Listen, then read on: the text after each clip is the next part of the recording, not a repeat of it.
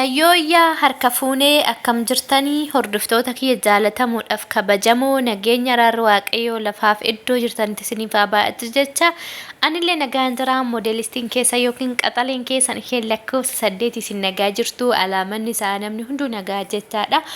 Egaa har'a waa'ee obboleettii keenya biiftuu irraa xiqqoo yaada xiqqoo ibsuun barbaade. Obboleettii keenya kana torbaan kana keessa Wallagga arrabsitee jedhanii irratti duulamaa ture jechaadha. Irratti duulamee jechoonni garuu jechi namaan hin jedhamne jedhaniin jechaadha uummanni kuni. Micayyoon kuni dogongorri ishiin qabdu xiqqoo ijoollummaa qabdi ilaala. Ijoollummaa qabdi hubannoo hin qabdu. Akkuma itti dhufetti dubbatti malee wanni kuni nama walitti buusaa, wanni kuni nama walinna buusaa wanna jedhu hin beektu jechaadha. Isarratti yaan ani dubbadhu. Ijoollee Wallaggaa arrabsite bakka jedhanitti Wallaggaan arrabsine micayyoon kun. Micayyoon kun akka jette ijoollee Wallaggaa gizee rakkoo nama biraan dhaabbatanii jette bakki ishiin itti kana jettetti sababa quuftuuti irratti quuftuun alatti Wallaggaati minaamin jedhaniitu dubbatanii sababa sanii maaliif ijoollee Wallaggaa dubbachuu fi diddee maaliif ijoollee Wallaggaa sagalee ta'uu fi diddee jedhanii dubbatanii jette kanumarraa dubbatte malee hammeenyaaf hin dubbanne micayyoon kun jechaadha. Inna garuu jechoota namaan jedhamuun qabne jechuun qabnu mee fakkeenyaa fi obboleettii keenya boonirraa fakkeenyaa fudhannu booni jechoota meeqa jechaanii turre jecha abdii kutachiisu waa meeqa jechaanii turre garuu erga ishiin duute miidiyaa akka fudhate nuyi gaddaan jechuudha warri kaleessa arrabsaa turre har'a mucoo kanallee jechoota namaan jedhamuun qabne fakkeenyaaf jecha maatiidha maatii ishee kan irra jirreen arrabsan jechaadha maatii intala barandaatti dhalattee guddatte intala haadha abbaa HIV'n irraa ajjeese jecha akkana namaan jedhama nama du'e maatii du'e boolla keessatti hin arrabsama yaa dhiiroo haguma feetan namatti aartanillee maatii nama waan nama madeessu namaan hin jedha warri miidiyaa kun jechaadha. Asirratti deebi'ee immoo waa'ee bireetu akkana goosisaa jira jedhanii biree irratti illee komii kaasanii suuqii biree hojjette waan ta'eef biree irratti illee dubbii godhanii uummanni bireetti illee ka'ee ture bireen immoo ammoo sirreessee fi jiraa dura akka gara biyyaa galtu jedhanii dubbatanii. Dogongorri biiftuun goote ijoollummaa waan qabduuf hin jarjarti ilaala hammeenyattiif miti hin jarjarti amala ishii keessatti jarjaruu guddatti bakka tasgabbooftee naamusa eeggattee miiranii haasa'uu hin beektu akkuma itti dhufetti dubbatti jechaadha. Yaanni ishii hafa xiqqoo bilchinni ishii hafaan mallee namni tokko duraa duuba bitaa mirga laaleetiin dubbata laala isheen garuu ni ariifatte ariifachuun qabdu. Tasgabbooftee waa hunda laaluu qabdi. Anama biiftuudha dhaamsi andaamu biiftuu osoo hin taane warra ishiin bira galtu jechaadha. Warra ishii irra xiqqoo yaada horisa horiitti fa'aa akka gorsitan barbaada. Maaliif micayoo kana gorsatu ishii barbaachisa. Gorsa ishiidhaan gorsanii gadi ishii qabantu barbaachisa. Maaliif namoota waa'ee poolitikaa waa'ee gandaa wajjin haasa'uu hin qabdu. Bakka arrabaatitti argamuu hin qabdu. Bakka waa'ee amantii fakkeeffatanii fakkeenya ustaazonni gastii bira seenanii waan ta'e dubbatanii nama walitti ishii buusuudhaaf deeman birallee seenuu hin qabdu. Ishiin geemii taphattellee geemii ofii taphatta ofii bichaa taphatte gastii san keessa ba'u bakka. Sanarraa kan hafe walitti bu'iisa namoota wal arrabsuu gandaa wal arrabsuu arrabaaf muddamuu hin qabdu. Bakka micoo kana gorsatu ishii barbaachisa. Erguma dhufte gizee meeqa idduma kanatti nama baay'ee wal dhabde jechaadha. Tasgabbaa'uu barbaachisa. Gaaf kana durallee ni yaadattoo ta'e ofiin boontuudhaan maal jettee miila kiyya dhiixa sarraatanyaa koo taata jettee laayivii irratti dubbatte. Oo yaadattan. Xiqqoo tasgabbaa'ame. Akkuma isinitti dhufe dheedhii kana taataniin dubbatina Oromooti.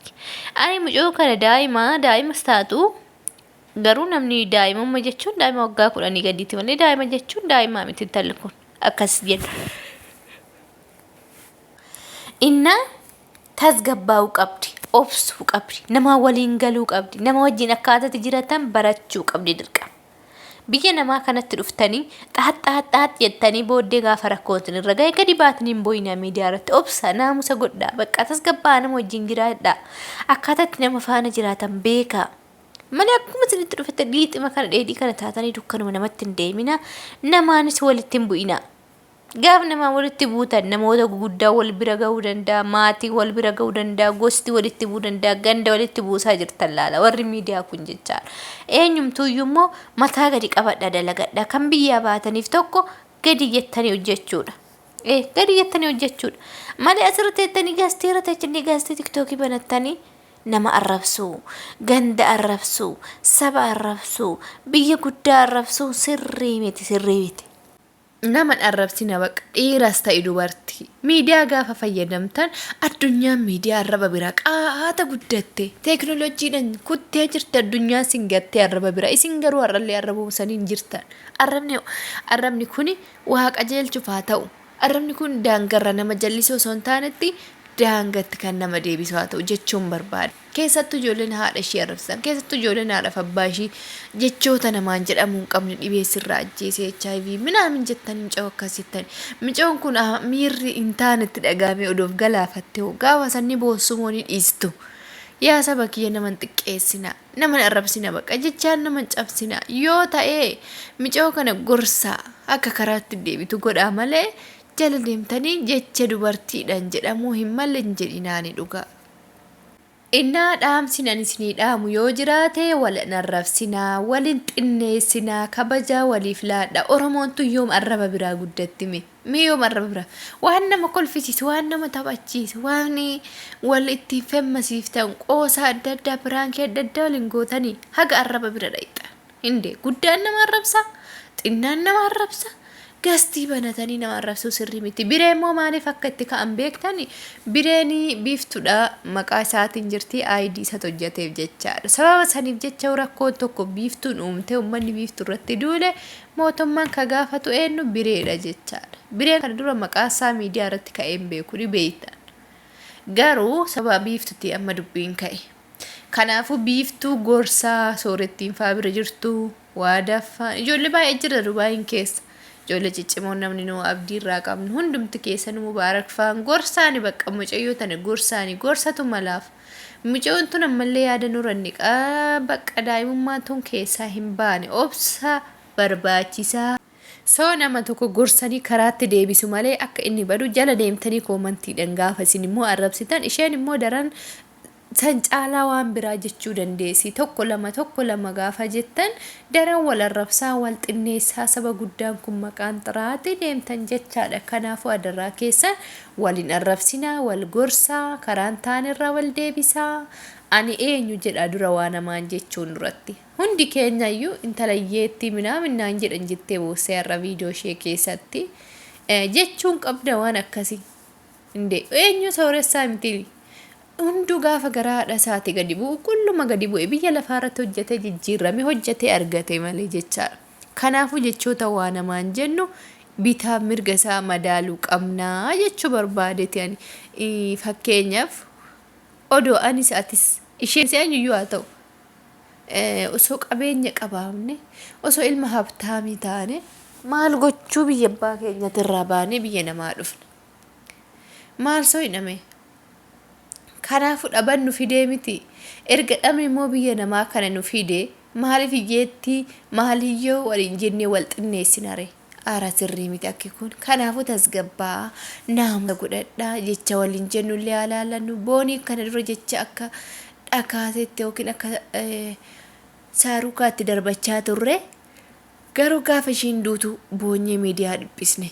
Dhiphisnus ishee galchuu hin dandeenye. Kanaaf wadaraa keessa waliifaa yaannu jecha wal tuquu caalaa wala kabanyu waliifaa obsinu.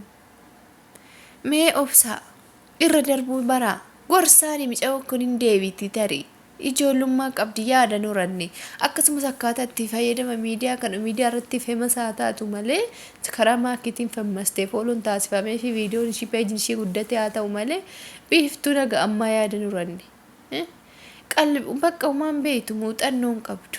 Muuxannoo akkaataatti argatan akkaataatti dhufnaanis ijoollee Habashaa bira dhuftee Araba bira dhayne Araba bira dhayxee dhiphinni jira gidiraan jira odoo kana takka argitee jiraatte isheen qaxqettee zannaxxee laal asiifachi odoo hin jenne qaxqettee hojii ishee hojjetti.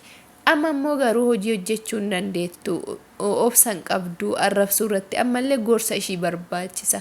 Fakkeenya ijoollee dhiphachaa jirtan ijoollee haala malee keessa jiran ijoollee madaamiin dararte ijoollee akkasiisa viidiyoo waraabaa fiiti itti ergaa kanatu jira. Biyya namaa kan gadi jedhee bichaatu bulaa kan gadi jedhee hojjetetu bakka yaadegaa. Kanaafuu obsii jedhaani gorsa yaa Oromoo. So nutti haa baratu nama karaarra maqe tokko nama dogongore tokko gorsinee karaatti deeffachuu haa baran nutti haa baratume. Haga yoomii wal arrabsina nuti. Jaarraa 21ffaa keessa jirra bara namni qalamatti amanu bara namni waliin haasa'ee waan tokkotti yaada kennee yookiin furmaatatti kennuu danda'u keessa osoo jirru akka nama bara jaarraa barnoota hin qabne akka nama jaarraa 10ffaa jaarraa 8ffaa keessa ture arrabatti fayyadamna jechaadha. Addunyaan nu gattee deemtee jirti gaafa isiniin jedhu qoosaa isinitti fakkaachuu danda'a waan salphaa miti wanti kun. Nu biratti hin baratamne wal kabajuun wal guddisuun bakka guddaa waliif kennuun akka waan xiqqeenyatti ilaalla akka waan tuffiitti ilaalla garuu kun sirrii miti maaliif isiniin jedhe beektu ijoollee baay'een kinoo amma wal arrabsan maatii walii arrabsan mee jaarraa kana keessa ta'ee namni maatii arrabatti amanaa jaarraa kana keessa bara haasa'an wanti hunduu kan furamuu danda'udha garuu namoonni baay'een ilaalcha akkasii qabdu ilaalcha duubatti hafaa ilaalcha bakka do not forget itti fayyadamaa bakka baduun qabu aadaan keenya duudhaan keenya safuun keenya wal kabajaa maatii walii kabajaa waan kaleessa darbee waliin xinneessinaa kaleessi seenadha har'i jireenya boru abdiidha kana amanaatii itti seenaa addunyaa tanatti jechaadha gaafa addunyaadhaan wal bartu qorumsa baay'eetu si faana dhufa ati addunyaa gubbaatti irra jirta malee kan lafa jalaan argitu.